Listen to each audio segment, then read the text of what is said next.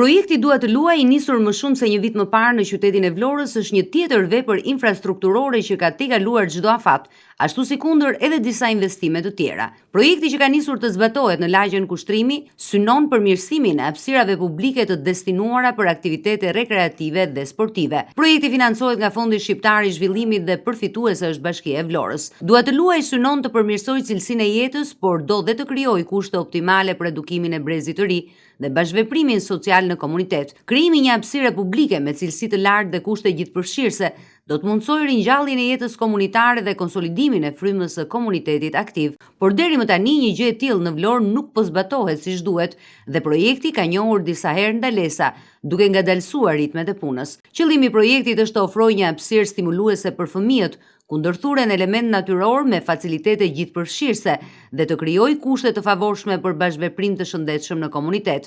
Ai konsiston në ndërtimin e këndeve që mundsojnë zhvillimin e aftësive motorike të fëmijëve të moshave të ndryshme dhe që aksesohet nga të gjithë. Rimodelimi apo përmirësimi i këndeve të lojrave ekzistuese të degraduar me qëllim rritjen e aksesit dhe bashkëveprimin me elementët natyror.